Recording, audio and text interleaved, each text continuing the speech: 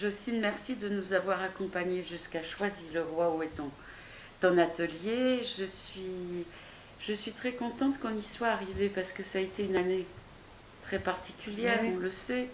Tu as exposé à la maison pendant 2, 3 séances du salon et de très belles toiles, mais nous n'avons pas pu faire de porte ouverte et j'ai bien regretté.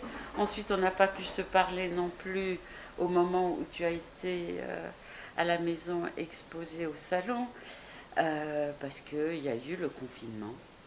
Et voilà que nous sommes au mois de juin et enfin on est là. Écoute, ça me fait aussi plaisir, effectivement, c'est toujours ce déplacement aussi pour moi de venir dans un atelier. C'est autre chose quand c'est au salon et je suis chez moi. J'aime bien ce déplacement. C'est un endroit assez interlope, hein, entre le RER qui passe, la Seine qu'on voit, ce Choisy-le-Roi qu'on a traversé qui est assez désertique, c'est-à-dire en train de démolir, à peine reconstruit. Ça permet de voir ce qu'il y a tout près de chez nous, hein, du centre de Paris. Voilà. Alors, Jocelyne, j'ai envie de te demander, j'aime toujours savoir au fond comment la peinture t'est venue, comment tu as été prise par ça, quand est-ce que c'est depuis toujours que tu as eu ce regard-là sur le monde, sur les choses? Voilà, dis-moi la naissance de l'artiste en toi qui a toujours fait ça. Je pense qu'il y a d'une part la naissance, d'autre part la prise de conscience. La naissance, elle est extrêmement précoce. Et je crois, enfin, c'est dès la toute petite enfance. C'est un espace de rêve, je vais dire une banalité, et c'était quelque chose qui était tout le temps là, sans être là, et mis en arrière. Je me souviens du choc que j'ai eu quand j'ai rencontré, donc je cherche des cours de dessin comme on cherche un appartement ou je sais pas quoi. J'ai jamais arrêté de dessiner, j'ai passé le bac dessin, pendant mes études secondaires, ces cours m'ont suffisamment marqué pour que je me souvienne des cours en 5e, en 4e, de ce qu'on avait à faire. C'est-à-dire, ça a été une impression directe et donc je suis toujours là en train c'est là que j'ai appris les bribes de l'huile, de la perspective, le portrait, enfin tout. Dans ces cours de dessin à l'école? Oui, oui. Je me souviens de mes copines qui allaient sur l'estrade, j'étais en 4e. Les lignes de fuite, les proportions, la tête, les genoux, le truc, et tout rentrait comme du beurre et restait. Voilà. Donc je fais en optionnel le dessin jusqu'à la terminale, je passe le bac dessin où j'ai une bonne note. Enfin ça, il suffisait de passer une optionnelle pour avoir une bonne note. Mais je continue, et je vais comme ça, à Saint-Michel, cours de dessin dans l'appartement d'une peintre qui nous donne juste à faire, à observer une cruche ou un truc. Et je sors de là, je pense que c'est un peu ce qui doit arriver aux gens qui sont mystiques ou croyants. Je reprends le bus et c'est comme s'il y avait eu, entre guillemets, une révélation. C'est de type mystique. J'étais dans cet autobus, c'était plus pareil. Même quand je regardais les gens, j'étais presque, peut-être, hallucinée. J'en sais rien. Une épiphanie. Oui. Alors, épiphanie, je dis oui très vite, je ne sais pas très bien. Mais une sensation comme la rencontre peut-être amoureuse aussi, ce qu'on peut avoir dans un coup de foudre, ou d'un désir qui était là et qui tout d'un coup, voilà, c'est une révélation. Premier contact, mais qui m'a jamais quitté et qui était de plus en plus important. En plus, effectivement, j'ai été épaulée par cette femme qui a été ma mère, vraiment ma mère en peinture. Ça a été ma mère. Alors, dans un... comment? Anna Bendov. Une femme pas particulièrement, entre guillemets,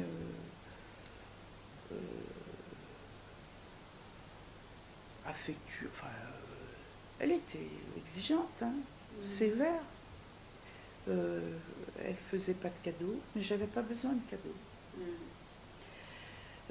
Au départ, j'étais au fond. Erner, c'est à peine Jocelyne, elle a mis du temps. Et puis les choses se sont instaurées, puis c'est devenu une relation très forte, toujours, mais qui n'a, où il n'y a pas eu spécialement dit de compliments ni d'effusion. Et à un moment, son ex-mari, qui était un peintre américain, est parti aux États-Unis, se sont séparés.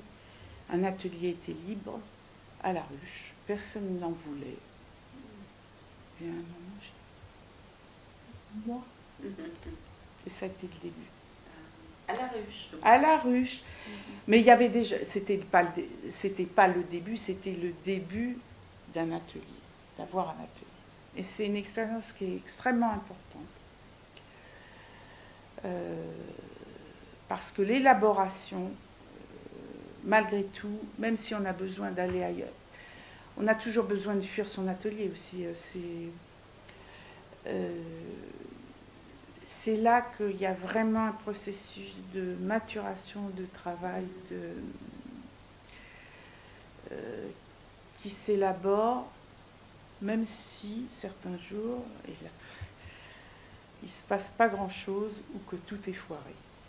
C'est là qu'il y a l'approfondissement du travail. C'est vraiment la confrontation réelle avec quelque chose qu'on ne connaît pas, qui est soi. Si on fait peut-être, je crois que c'est pas si loin, c'est la première fois, un comparatif avec les séances d'analyse, il y a quelque chose qui est transféré, mais autrement sur le plan artistique, mais j'imagine qu'en une séance d'analyse, il ne se passe pas forcément grand-chose, mais il y a un rendez-vous obligatoire pour faire bouger des lignes qu'on ne voit même pas bouger. Oui. Donc l'atelier, c'est indispensable. Et à un moment, j'ai perdu cet atelier, et là, ça a été un vertige absolu. Comme on perd toute sa structure. J'étais effondrée. Donc c'est là aussi que j'ai pu constater que quelle était la place. Sans atelier, c'est pas possible. Dans un lieu intime à soi. Qu'on aime ou qu'on n'aime pas, qu'on rejette, qu'à ceci, qu'à cela. Mais s'il n'y a pas une entre, c'est pas possible. Donc je me suis activée, je suis arrivée ensuite à Ivry, où je suis tombée dans une zone extrêmement froide, industrielle, impersonnelle. Au début, je suis eh ben, c'est pas vrai. Ce truc-là, j'en ai fait quelque chose. Voilà. Bon, ça c'est. Qu'est-ce qui nous fait venir à la peinture? Donc, pour moi, c'est une chose très précoce. C'est comme qu'est-ce qui fait venir à la musique ou à l'écriture. Je pense que c'est le choix d'un autre langage. Et ça, je suis persuadée que c'est lié à une profonde déconstruction initiale de la relation, de ce qui se passe, ce qui ne nous satisfait pas. C'est une façon, je sais que ce mot est très très employé et même ça m'énerve, j'ai pas envie qu'il soit c'est le mot de résilience précoce.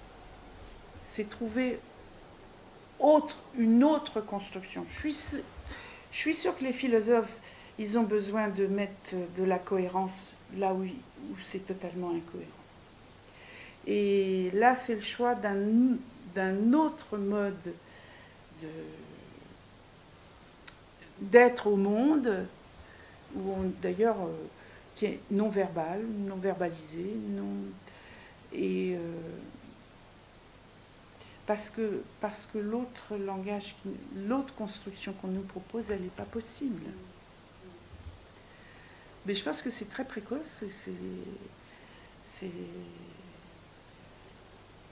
en a qui... Voilà, c'est tout. Après, il faut rencontrer les gens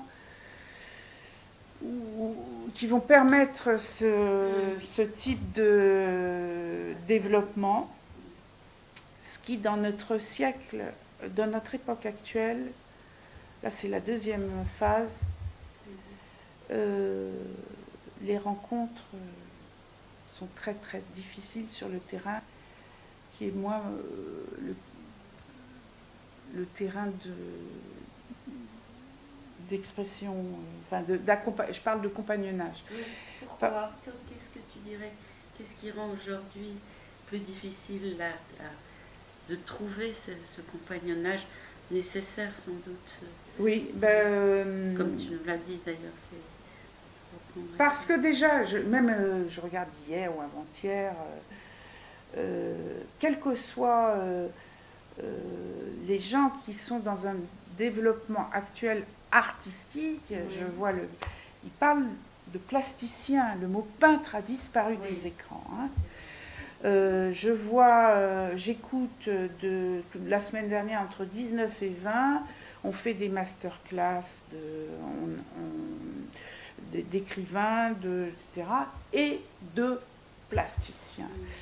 On est dans des trucs hyper technologiques, de grandes dimensions. La notion même du dessin et d'un alphabet du dessin n'existe plus. Ça fait un moment. Ça fait un moment, ça fait 5 ans. Bon. Il y a eu effectivement tout un mouvement tout le XXe siècle a été encore très créatif. Et puis là, il n'y a presque plus de langage. On ne sait même plus ce qu'on fait.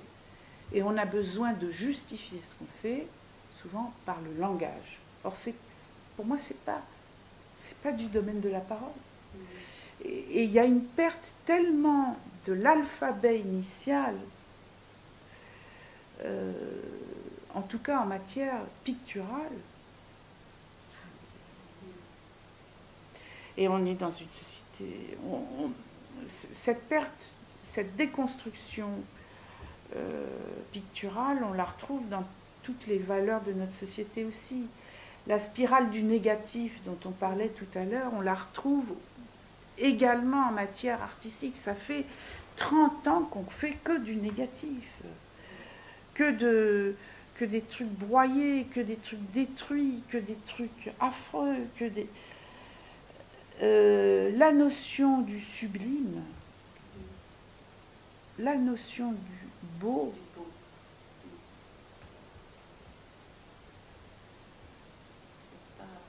c'est pas donné. Alors je dis pas du tout que... L'immonde, ça me fait penser à un livre qui, tu sais, comme on est toujours au travail avec des livres actuels, il y en a un qui s'appelle L'immonde monde. L'immonde, ce mot est venu quand même pour le monde actuel. Et effectivement, c'est dans le déchet, dans l'ordure, des choses très et d'ailleurs, dans immonde, voilà, c'est très très facile, il y a le mot monde et il y a immonde. Enfin, là aussi on peut... L'auteur avait écrit un monde sans limite, et maintenant il a écrit un immonde sans limite, quelque chose. C'est tout à fait ça, on est là... Il s'appelle Jean-Pierre Lebrun. L'artistique est le reflet tout simplement, parfois en avance, il anticipe la société, mais si on regarde effectivement en théâtre, si on regarde en musique aussi, En musique, quand on arrive dans une déconstruction où il y a deux notes et on dit, la personne dit j'ai voulu dire que j'ai voulu faire, que j'ai voulu, que je suis intéressée par je sais pas quoi, et on entend bon, d'accord. Paradoxalement, en musique, il y a le retour au mouvement baroque, il y a le retour à certaines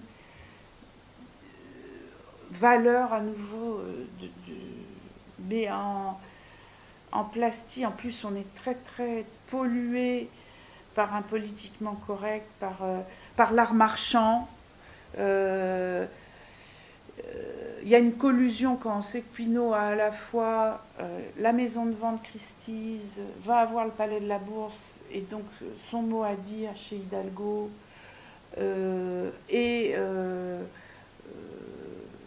qu'il est collectionneur à Venise, et qui va s'acheter je ne sais pas combien de milliers de mètres carrés à la Biennale de Venise.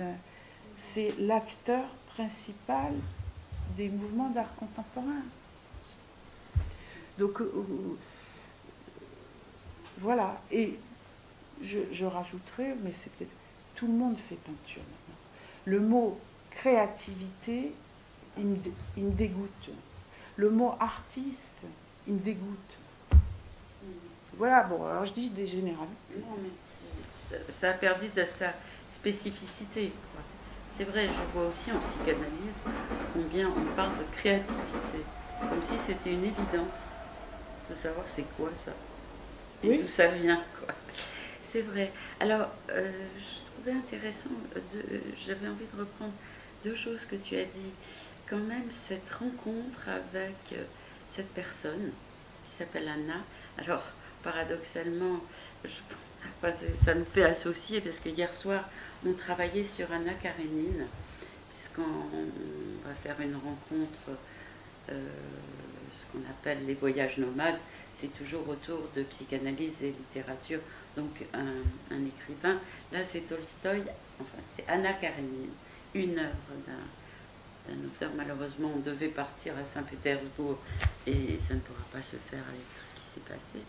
Mais tu as dit que la rencontre avec cette femme a révélé quelque chose, qui a eu tout d'un coup quelque chose qui s'est transformé, et tu savais que ton destin était oui, là-dedans. Et ça me fait penser à Anna Karénine, qui effectivement a eu ce coup de foudre, et à partir de là, son monde a changé. Elle s'est mise à exister, avec tout le malheur qui va poursuivre. C'est se mettre à exister, en fait. Elle s'est mise à exister comme elle n'avait jamais existé, et ça a été en même temps, bon, dans son histoire, une catastrophe, c'est aussi du roman, bon, c'est à la fois une belle histoire, une histoire qui finit mal. Mais je me disais que c'était intéressant la manière dont tu as dit ce moment où tu as toujours été dans la peinture, mais où tu as su, tu as eu cette révélation que tu marcherais toujours avec ça. Et oui, il me semble que les peintres en général, c'est toujours... On ne peut pas fermer la porte à ça. Peut-être qu'on peut ne plus écrire, mais j'ai vu rarement des peintres arrêter de peindre complètement, où ils sont dans un très grand désarroi. Mais ça veut dire qu'il y a une partie de nous-mêmes qui est morte. Qui est morte, oui, absolument. Oui, oui. Et donc ça, c'est un renoncement probablement très, très difficile. Tragique. Il y a ça, c'est ce moment qui était sûrement très important. La cruche, tu as dit que vous avez joué un truc. Mais c'est une rencontre, quoi. C'est une rencontre qui sert de révélation. Et l'autre chose que tu disais, il me semble, est-ce qu'aujourd'hui, il n'y a plus de place pour un maître? On appelait ça des maîtres à l'époque. Mais c'est des guides, c'est des gens qui t'épaulent, c'est des gens avec qui il y a un transfert, qui ont un savoir-faire antérieur, qui te transmettent quelque chose, un savoir-faire aussi. Est-ce que aujourd'hui, les plasticiens, les artistes, les peintres ne recherchent plus ça? Moi, je le recherche, effectivement, mais je ne le vois pas. Tu ne le vois pas. Pourquoi? Est-ce que ça va avec notre temps où on a un peu abattu tout ça? On aime Je plus ne comprends tout ça. pas. Je ne comprends pas. Est-ce qu'on ne fait plus confiance à ceux qui en savent un peu plus, qui ont plus de savoir-faire? Ben, on est beaucoup dans une escroquerie. Ils n'en savent pas beaucoup plus, justement. Mais j'ai un défaut, enfin c'est peut-être le défaut, d'ailleurs ça me sert sur le plan visuel, quand je dis ça, c'est que je vois très vite les failles. Mais c'est ce qui sur le plan du croquis aussi nous sert. Oui, bien sûr. Et les gens qui tiennent le dessus du pavé, ça va pas, c'est pas des maîtres. Ah Je vois leurs failles. oui. J'adhère pas, je sens qu'on est soit dans du politique, soit dans de l'arrivisme, de l'intrigue, etc. Ah etc. Tu n'admires pas leur travail. Non, mais ça, je me dis à un moment, mais c'est pas possible, j'aime pas la peinture.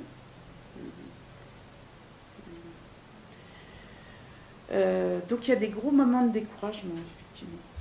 Donc d'isolement, tu veux Et dire? d'isolement. D'isolement. Mais je suis sûre que je ne suis pas toute seule à avoir ce type de... Non, on le dit, mais si tu veux, j'ai l'impression qu'il y a plus souvent, quand même, du côté des peintres, aussi certains qui aiment bien rester dans leur antre et n'aiment pas forcément partager. Alors, cette impression. oui, là, il y a plusieurs facteurs. D'abord, si on choisit un discours qui n'est pas du domaine de la parole, c'est qu'on ne croit pas vraiment à sa parole, on y est un peu... Bon. Et deuxièmement, la solitude, effectivement, c'est choisir un décalage par rapport à une vie, entre guillemets, normalisée. Donc, il est normal qu'on soit un petit peu derrière sa toile et qu'on soit à la fois là, mais caché. Donc, cet isolement, j'y suis, mais j'y suis pas, ça c'est probable que pour beaucoup ça explique leur façon de rester dans leur coin. Oui, de ne pas faire groupe. Alors, pas faire groupe, ça c'est autre chose. Moi, je demanderais pas mieux. Ah oui. Et que une des choses que j'aurais adoré, c'est faire partie de ces grands ateliers du 17e et du 18e où je commence par broyer les pigments et on me dit bah, toi tu fais les mains et puis après hein, et puis à la tête il y a Velázquez. Ah oui. Donc pour moi ça aurait été formidable, mais là il y a un individualisme actuel qui est effrayant. Je pense que on ne peut rien faire de façon beaucoup plus large, sans don et sans partage. C'est pas possible. Mais voilà, tu dis individualisme, ça dit notre temps, hein, pas seulement au niveau, bien sûr, de la peinture. Hein, à tous les niveaux, il y a de l'individualisme et effectivement, c'est ce que j'entends. Il y a quelques artistes qui m'ont dit qu'ils avaient autour d'un maître quand même, justement. La dernière qu'on a vue qui a exposé Pauline, elle a quelqu'un qu'elle considère un peu comme leur maître et autour de qui ça s'est vraiment, ça s'est organisé, ça s'est construit, ils travaillent ensemble et elle me disait combien pour elle c'était important. Bon, ça chacun aussi, j'imagine, avec sa personnalité, trouve le moyen, le bon écart. Mais alors, tu parles de ces ateliers où il y avait plusieurs mains, ça n'existe plus. Ça s'est transformé, c'est Jeff Koons. Ah oui. C'est des... Et d'autres comme lui, c'est un que j'avais bien rencontré qui s'appelle Cruz Diez, qui a dû mourir peut-être l'année dernière. Il m'avait fait visiter aussi son atelier, mais on était plus dans un... D'ailleurs, il venait de la publicité lui aussi, de la com. Hein. On est dans une fabrique, et alors il y a au premier étage, il y a les plans de ce qu'on va fabriquer, après comment on les fabrique, après comment on les associe, etc. Donc il existe quelques ateliers plus technologiques. Avec l'époque. Avec c'est l'époque. technologique. Oui. Oui, mais à côté de ça, il y a quand même des peintres. Ils sont complètement, je Mais dirais, ils sont isolés. isolés, je dirais que c'est comme les poètes. Les poètes, on n'en entend pas parler, pas beaucoup, et on ne les publie pas parce que ça ne se vend pas. On dit ça aussi de la psychanalyse maintenant, tu sais. Oui. Mais je dis toujours, ça va archiver, les livres sont là. On peut leur tourner la tête, mais un jour on va voir que ça a écrit tout ça, ça a dit tout ça. Ça, donc je pense que... Alors ça, c'est un moteur très important pour moi. Il faut continuer. C'est le moteur de la trace, de qu'est-ce qu'on a à défendre, et que si autour ça n'est pas reçu, ça sera là. Ça sera là, c'est archivé, ça va être archivé. Ça existe quelque part, c'est très important. Alors, il y a autre chose que tu disais que je trouve, que tu dis assez subtilement, ce rapport à l'atelier. C'est vrai que c'est quelque chose qui revient souvent.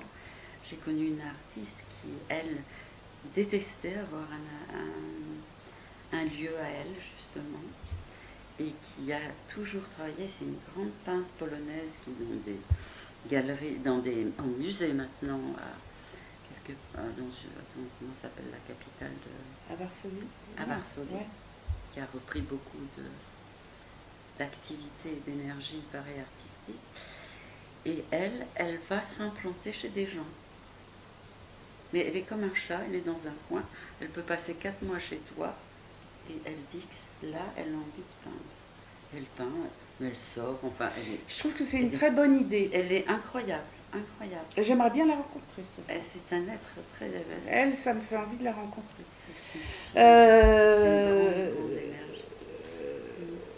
Ce qui me gêne, je vais être trop gênée, mais sinon je trouve que l'idée est très intéressante. C'est qu'il faut s'oublier et à être chez les gens où on se dit on va faire une tâche, on va prendre la place. Merde, il veut regarder la télé, il y a le moment du goûter, ou je dis n'importe quoi.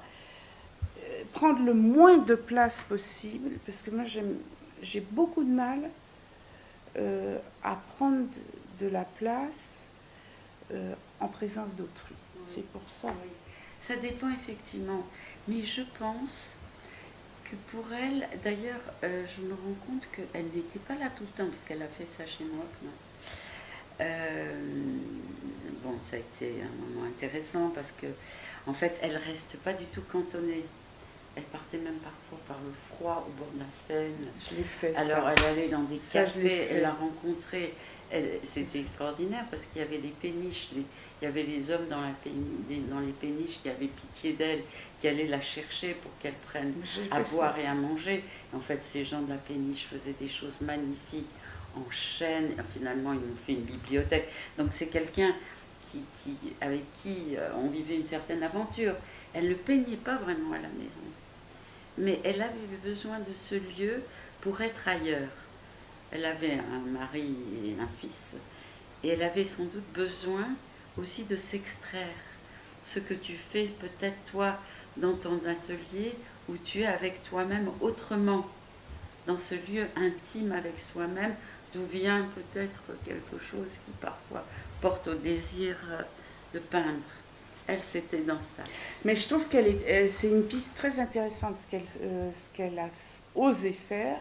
C'est quelque chose que je n'ose pas. C'est un manque de liberté. Aller au bord de Seine, je l'ai fait à un moment, avec la toile même qui s'envole sur la Seine, avec les clochards qui viennent m'emmerder, voilà, etc. Ça nécessite une énergie forte, très forte. Mais c'est en même temps effectivement le moment où on peut avoir le plus de bonheur à peindre, d'évasion. Plus que je peux la comprendre. Je peux la comprendre. C'est pas la généralité. La généralité, malgré tout, en un atelier, c'est vrai qu'il y a les ateliers où on peut être plusieurs. Je connais quelques jeunes artistes, peintres, sculpteurs qui sont dans des ateliers où ils m'ont dit qu'ils étaient contents de fréquenter d'autres aussi, justement, bon, chacun fait aussi Et avec ses cette piste-là rencontres. est extrêmement intéressante parce que c'est la piste que je n'ose pas, je ne sais pas pourquoi, aborder. C'est un peu la démarche quand je vais chez Romanès, hein, au cirque. Et où là, immédiatement, j'ai une jubilation. Mais alors, je suis obligée, je suis dans le noir, petit, très inconfortable sur les gradins. Personne ne me voit. Mais c'est là que je sors des trucs plus intéressants. Justement, alors, parlons effectivement de ce qui t'inspire et dans la manière que tu as de t'y mettre, de choisir ce que tu vas faire ou laisser venir ce qui va se produire sur la toile. Alors effectivement, tu m'avais parlé quand tu as exposé de cette expérience que tu devais faire au cirque. Et quel était l'esprit de cette aventure qui malheureusement avec le confinement, j'imagine, a été interrompue? Qu'est-ce qui t'a fait faire cette rencontre pour toi peintre? C'est saisir du vivant avec une obligation de s'oublier. L'oubli, quand je me mets une nature morte et tout ça, ça marche ou ça marche pas. Il y a des fois, ça devient musical ou symphonique, ou j'entre dedans et ça prend. Mais c'est ardu, c'est beaucoup plus difficile. Ce qui m'a fait, c'est parce que j'aime le mouvement, j'aime le portrait rapide, parce que ça va être justement le regard. J'ai pas. Voilà, je sais pas, c'était justement, c'était sortir de l'atelier aussi, sortir des sujets comme nature morte par la fenêtre. Alors les natures mortes, est-ce que tu aimes bien être dans la nature? Tu peins aussi à partir d'un paysage? Oui, j'en ai fait beaucoup. Beaucoup. Oui, il me semble quand beaucoup, même avoir vu dans... Et là-haut, mais je les pondais comme... Mais il y a un moment où il ne faut pas se répéter aussi, et où le paysage, à un moment, on a besoin de changer, quitte à y revenir, à changer de sujet, parce que c'est pas peine de répéter 100 000 fois le paysage. Ce que j'ai fait à un moment qui m'avait plu, c'est aussi les animaux. J'étais partie en brouette, là au milieu des vaches, et puis des portraits de vaches. Ah oui. Ça m'intéresse autant que d'ailleurs que les humains, hein, c'est pareil.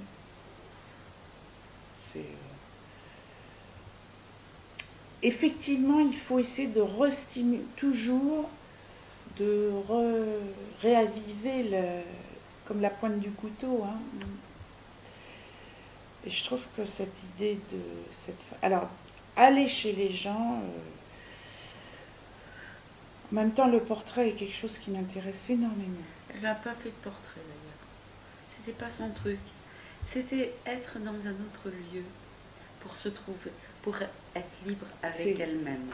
C'est plutôt ça qu'elle cherchait, puisque elle ne m'a pas encombré avec son matériel, la térébenthine, les odeurs et les toiles. Non. C'était ailleurs, mais elle était posée là. Elle était posée ailleurs, je pense. Justement, toujours cette quête, à partir de quoi la créativité, j'imagine, hein, peut exister quand on est en soi. En soi, on le sent d'ailleurs. C'est rare, hein. Mais quand on est en unité, qu'on est en soi, c'est quelque chose. Hein. Et quand tu es avec les autres, même les gens que tu aimes, parfois tu es happé. Tu ne peux pas justement avoir cet espace de liberté. Je pense qu'elle cherchait l'espace de liberté que d'autres trouvent sûrement dans leurs ateliers quand même. Exact. Et on est souvent en décalage. Là aussi, on est en isolement éventuel avec l'environnement. Hein. Et happé. Donc décentré. Décentré. Mais tu sais, finalement, je me disais, et nous, notre bureau, la psychanalyste, ça a son lieu. Et effectivement, je me rends compte que j'ai un rapport assez particulier.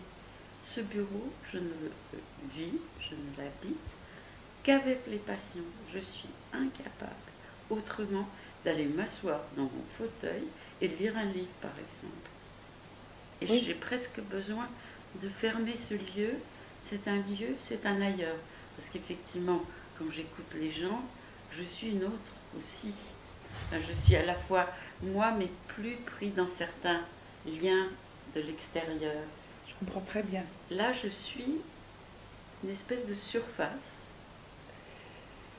Pas seulement une surface d'ailleurs.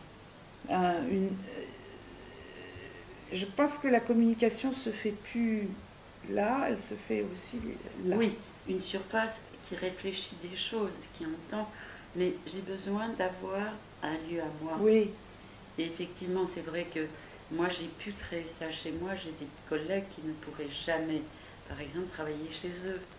Parce que justement, le chez eux n'est pas... ils ne sont pas tout seuls. Et qu'on a besoin d'une certaine intimité avec soi. Il faut que de l'intime circule. c'est pour ça. pouvoir faire ce genre de choses. Bien sûr, malheureusement, le psychanalyste ne produit pas d'objet. Il produit parfois quelque chose de l'ordre d'une amélioration, d'une possibilité, quand même, ça il faut le dire. Les gens qui font une analyse retrouvent leur créativité, même si c'est pas pour être peintre, artiste. On s'en fout. Ce mot. Pour vivre, oui, pour avancer c'est dans la vie. Bah, oui. Et ça, c'est un bonheur, mais ça ne peut pas se démontrer. C'est pour ça qu'on reste quand même assez incompris. Mais bon, faut pas non plus pleurer misère toujours. Oui, mais c'est du soin, et la peinture c'est du soin aussi. Bien sûr. Et en même temps, je me rends compte qu'il y a le même écueil chez le peintre que chez le psychanalyste. C'est quand il commence à être rempli de certitude. Alors là, c'est mort. De certitude, ça tue. Le doute, ça permet quand même de vivre. Oui. Oui, bien sûr. Tu sais, oui, je ne peux pas dire de généralité sur mes collègues. Il y en a qui en ont, il y en a d'autres qui sont... tu sais, nous, contrairement à ce que tu disais peut-être des artistes maintenant, on travaille énormément en groupe. Quelle chose. Énormément entre nous. Ah oui, c'est notre survie. Parce qu'on est quand même tout seul, là. Oui. La journée avec nos patients, ce qui est un grand apport. Mais on est quand même tout seul avec ce travail. Et on a constamment besoin de se retrouver, de se donner l'occasion de se parler. Donc, je dirais qu'on essaye de ne pas être dans la certitude, mais bon, il y en a quand même qui sont dans des théories très théoriques. Et les théories, bah, ça cadre parfois de trop. Mais bon, mais du côté des artistes, il doit y avoir des choses. Il y a des périodes, il y a des styles, il y a sûrement des contraintes qui viennent un peu de l'ensemble. C'est une espèce d'idée qu'on se fait à certains moments de ce que doit être la peinture. Et déjà, peinture. Voilà, tu as dit, c'est un mot qui ne passe plus. Et Bon, peinture à l'huile. plasticien. Plasticien. Ou bien faire des performances. Quand Ou même. performance. La performance, c'est quand je parle de plasticien, c'est plasticien performance. C'est bien que elle a été construite par les Allemands, ils ont été très forts. Et les Allemands qui l'ont construite, c'était justement en réaction à leurs parents qui étaient nazis et qui avaient spolié les biens de la peinture. Et donc ils ont dit, la peinture, nous, non. On fait autre chose. On fait autre chose. Pas quelque chose qu'on peut s'emporter. Emporter. C'est nos parents qui ont détruit le mouvement. Donc c'était un contre... et il y a eu des trucs formidables en Allemagne. Mais là, on est dans un assèchement, une répétition. On n'a pas encore trouvé autre chose, quoi. Ouais. Parce que c'est vrai aussi qu'il faut tout le temps de l'invention. Comme toi, tu dis pour toi-même, tu as besoin de quelque chose qui te relance un peu ailleurs, autrement, dans un autre mouvement. Disons que ça, c'est un peu incontournable. Ce qui apparaît vraiment ce que disent les peintres, ce que tu appelles, il y en a quand même un certain nombre, vous êtes tous à vous plaindre, effectivement, quand même, de la situation, par exemple, des galeries parisiennes. C'est une catastrophe.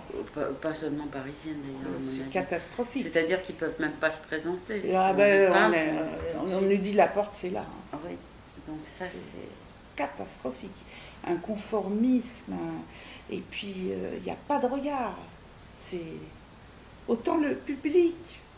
On peut avoir le public moyen. Il y a un regard, il y a une reconnaissance, il y a une chaleur, il y a un conformisme de... Oui, c'est ça. C'est terrible. Ça, c'est très embêtant. Oui. Terrible. Oui. Parce que vous ne pouvez pas vous exposer, si je puis dire.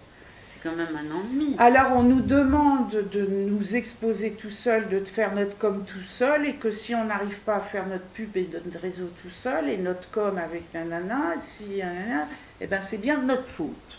Voilà. C'est qu'on n'est pas bon. Bon, ça veut dire qu'il faut être à la fois une entreprise, à la fois peindre et à la fois, ce qui est antinomique sur le plan psychologique. Oui, tout à fait. Tout à fait. Et que si on... Voilà. Alors là, les nouvelles trucs, les nouvelles choses qu'on propose aux peintres, puisqu'ils ont des grosses difficultés économiques pour ceux qui ne vivent que de ça, eh ben, c'est de s'occuper d'ateliers pour enfants, pour adultes ou pour personnes âgées, pour développer leur créativité. Alors moi je me dis, il y a déjà des profs d'art plastique, des conservatoires, des instituts culturels, des machins. On est vraiment en train de donner une cacahuète qui en plus est extrêmement dévalorisante pour ce choix existentiel. Donner des cours comme ça. C'est la réponse à vous ne gagnez pas votre vie. Alors il y a ça, ou sinon, effectivement, il y a des gens qui passent leur vie sur Facebook, Instagram, les galeries, les likes, les machins. On est dans une stratégie de com et de développement, qu'importe ce qu'on a à dire. C'est l'ambiance générale, c'est comme ça. Je suis sûre que ça va être dans notre métier aussi. Maintenant, je vois certains jeunes analystes, moi je ne me vois pas à côté de tout ce qu'ils font pour se faire connaître. Bon, écoute, ça c'est comme ça. C'est autre chose. C'est autre chose. Mais toi, il me semble que tu as eu l'occasion quand même d'exposer. Oui. Dis-nous un peu où est-ce que tu as exposé, qu'est-ce qui a été pour toi? Ce qu'il y a déjà, d'abord, il y a une galerie qui m'a exposé à 2 reprises là, sur le lac Léman. Ah oui, le gars était enthousiaste. Ah oui, c'est formidable. C'est à, dis-moi le nom, au bord du lac Léman. La galerie Fer, F-E-R-T, c'est dans le village d'Ivoire. D'Ivoire, ce joli village, très carte postale. Et la dernière exposition de 2017 a été un four commercial. Parce que effectivement les gens ont moins d'argent, parce que j'ai pas une renommée, parce que c'était les élections. Il y a toujours quelque chose. Bon, mais quand il a vu arriver les tableaux, il était fou. Je l'ai su. Il était. Et donc ça c'est très soutenant malgré tout. Bien sûr. Bon. Autre conséquence, c'est que il fait pas ses frais. Il fait pas ses frais quand s'il expose machin ou machin qui a tous ces trucs dans toutes les galeries, il vend un tableau, il fait des frais mensuels. Oui, bien sûr. Qu'est-ce qu'on en fait? Et il m'a dit que de toute façon, il a insisté à fond sur ma valeur, mais effectivement, mais pas valeur marchande. Pas valeur marchande. Donc c'est ce que j'ai rencontré. Je dirais que même au sein de la Maison des Artistes, je suis certes, je suis estimée. Mais j'en en doute pas. Enfin, moi je peux en douter. Mais c'est bien que tu aies toujours un peu de doute. Tu vas continuer, sinon tu aurais continué. C'est pas la question de où je me situe, comment je me situe, sur quelle échelle donner une note et tout ça. J'en sais rien ce que je fabrique, mais en tout cas je sais que ça a un écho chez un certain nombre de personnes, Oui. mais que ça ne correspond pas. Ça ne correspond pas au marché ambiant, ni au 1% artistique de... La culture actuellement ne fait pas tellement son boulot, hein, elle n'est pas ouverte. Hein. La culture, le ministère de la Culture qui est là pour ouvrir, entre guillemets, la diversité, en définitive, non. Et je parle au sens large. Hein. Tu sais, Justine, je regrette vraiment que ces événements qui nous tous nous aient empêchés de faire les portes ouvertes que tu aurais pu faire justement à la maison, au salon, et où tu aurais rencontré aussi d'autres artistes et il m'a semblé toujours qu'il y avait des liens qui se créaient à partir de là, du salon. Écoute, c'est dommage. C'est dommage. Mais peut-être, tu sais, Mais jour... cette femme, j'ai réellement envie de la connaître, cette Polonaise. Oui. D'abord parce que moi-même, je viens de là-bas. Ah, tu viens de Pologne? Enfin, pas directement, mais... Tes parents. Et que c'est une zone...